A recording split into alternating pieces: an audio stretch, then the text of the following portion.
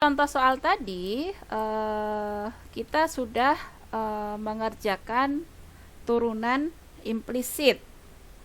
Nah, di sini kita akan meringkas bagaimana caranya kita membuat atau mencari turunan implisit. Ada dua langkah yang harus kita lalui untuk mendapatkan turunan menggunakan turunan implisit. Yang pertama, ini ya, perhatikan. Turunkan kedua ruas terhadap variabel X. Kemudian, perlakukan bahwa Y itu sebagai fungsi yang dapat diturunkan terhadap X. Ini terkait dengan pertanyaan Raihan tadi. Bu, itu kenapa dy per dx? Kayak gitu. Ya, ini kita memberlakukan bahwa Y itu suatu fungsi yang dapat diturunkan terhadap X. Asumsinya kayak gitu ya. Nah, kemudian ini nanti proses yang pertama kita proses sampai nanti ketemu bentuk turunan masing-masing ruas. Nah, selanjutnya nanti satukan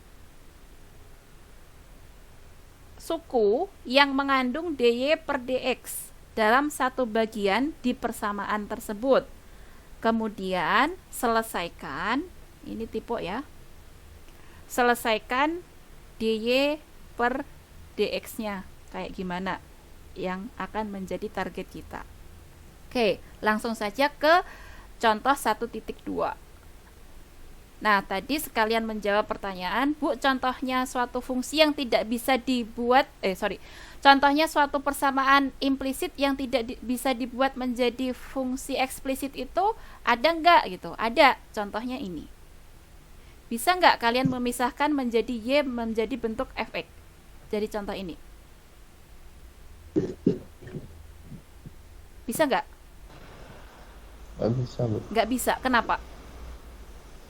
Sin X, Y. Ya, karena di dalam sin ada variabel Y di sini. Y. Ada X, ada Y. Maka dari itu kita tidak bisa membentuk ke dalam bentuk fungsi eksplisit. Maka ini untuk mendapatkan dy per dx, satu-satunya cara ya kita gunakan turunan implisit. Untuk mendapatkan turunan implisit, caranya tadi apa? Ada dua. Yang pertama, turunkan kedua ruas terhadap variabel X. Berarti di sini kita punya persamaannya apa itu? Y kuadrat sama dengan X kuadrat tambah sin XY. Nah, sekarang turunkan kedua ruas terhadap variabel X, berarti D per dx kita kenakan ke Y kuadrat yang ruas kiri, dan yang ruas kanan D per dx kita kenakan ke X kuadrat ditambah sin XY. Oke, paham sampai sini? Oke, selanjutnya proses ini silahkan dilanjutkan. Proses ini dilanjutkan. Perlakukan Y sebagai fungsi yang dapat diturunkan terhadap X. Berarti gimana ini? Turunan dari yang ruas kiri apa ini? 2Y. Perlakukan Y sebagai fungsi yang dapat diturunkan terhadap X. Ya, maksudnya ini dy per dx. Kayak gini. Oke.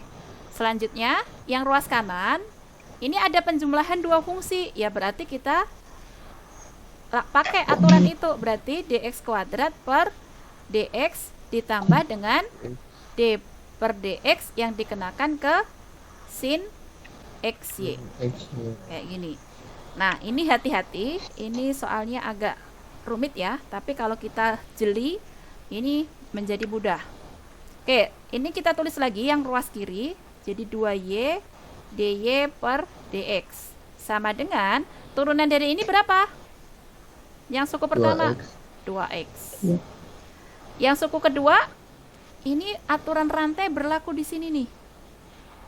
Aturan rantai kemarin paling mudah, langsung saja kita gunakan aturan outside inset. Ini yang luar siapa? Sin xy. Turunan sin siapa? Cos xy. Kemudian dikalikan dengan apa? Turunan yang di dalam. Yang di dalam siapa? XY, berarti D per DX dikenakan ke XY. Paham sampai sini?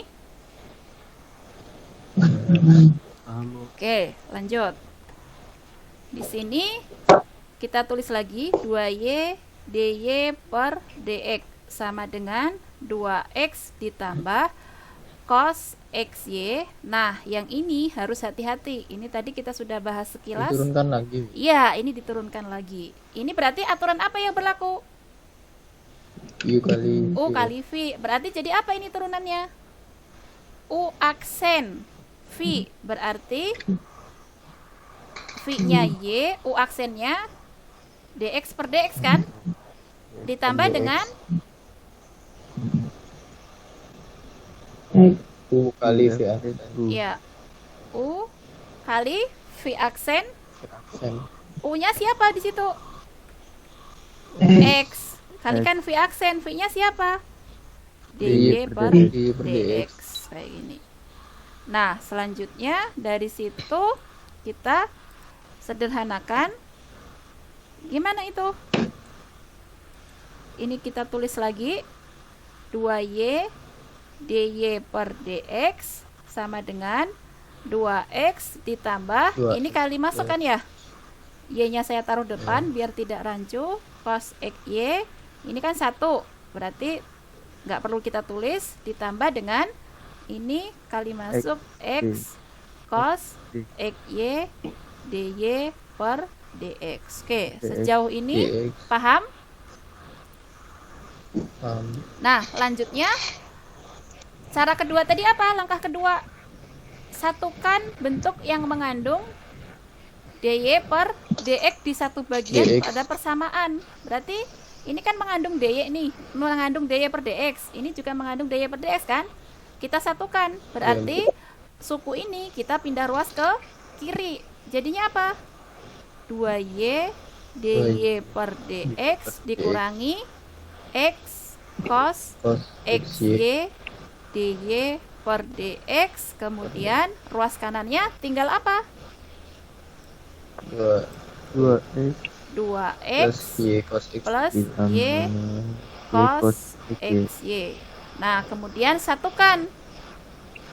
dy per dx nya bisa kita keluarkan gitu kan ya. Jadinya 2y dikurangi 2Y x X cos xy kita kalikan dengan dy per dx sama dengan 2x plus 2x. y cos xy. Selanjutnya di langkah 2 tadi apa?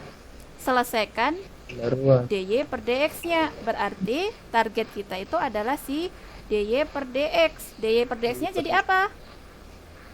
2x plus y cos xy dibagi dengan per 2y min x cos xy. Seperti itu. Paham? Silahkan diamati dulu 5 detik. Kalau ada yang mau ditanyakan, saya persilahkan. Oke. Kalau tidak ada, saya lanjutkan.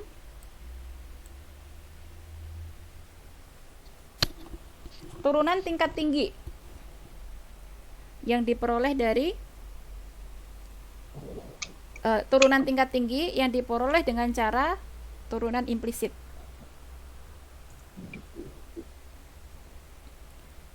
Nah, langsung saja ke contoh 1.3. Di sini kita punya persamaan implisit seperti ini. Kemudian kita disuruh menentukan turunan kedua dari y terhadap x. Ini sama saja dengan apa ini? D per dx yang dikenakan ke dy per dx kan? Ya enggak? Oke. Sekarang kita selesaikan untuk menjawab itu. Persamaannya apa ini?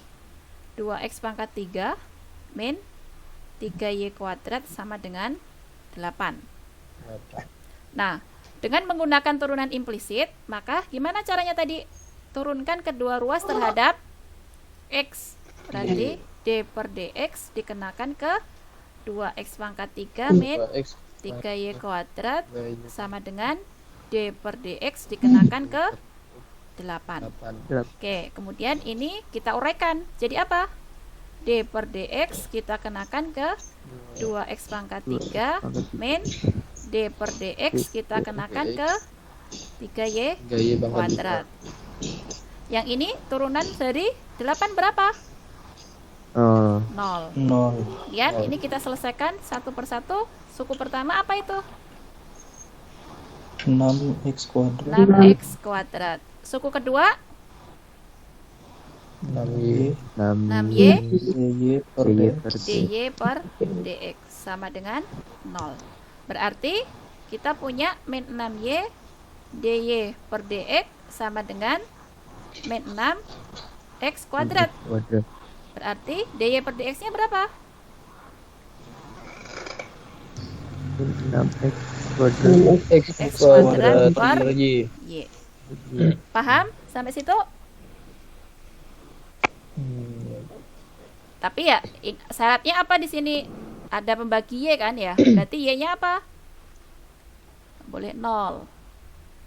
Nah, selanjutnya kita mau menuju ke sini kan? Iya, Bu. Nah, kita tahu tadi bahwa d kuadrat y per dx kuadrat itu sama dengan d per dx yang dikenakan ke dy per dx. dy per dx-nya di situ siapa? X kuadrat X per y. kuadrat per y. per y. Dengan catatan y-nya tidak boleh sama dengan 0. Nah, berarti kita mau menuju ke sini. Berarti kedua ruas kita kenakan ini. Kedua ruas kita turunkan terhadap x gitu kan ya. Berarti d per dx dikenakan ke dy per dx. Ruas kanan d per dx dikenakan ke siapa? X kuadrat per y. Nah, yang di ruas kiri ini jadi apa ini? D kuadrat y per dx kuadrat. Ya, yang ruas kanan ini hati-hati. Ini berlaku apa? Turun. U per V. Berarti U per V gimana? U aksen U aksen V. Berarti U aksennya siapa? 2x 2x. V-nya y Y. Dikurangi dengan siapa? V aksen. Ya, V aksennya siapa? u Y aksen berarti kan? Dikalikan U. U-nya siapa? X kuadrat. Dibagi dengan siapa? Y kuadrat. Y kuadrat. Paham sampai situ?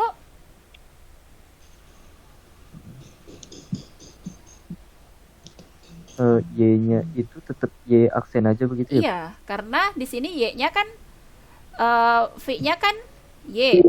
Berarti V aksen siapa? Ya, Y aksen. Itu ya. Oke, lanjut di sini. Ini kita sederhanakan dulu. Berarti d kuadrat y per dx kuadrat itu sama dengan 2xy per y kuadrat dikurangi x kuadrat y aksen dibagi dengan y kuadrat. Nah, sekarang ini kita sederhanakan lagi. D kuadrat y per dx kuadrat.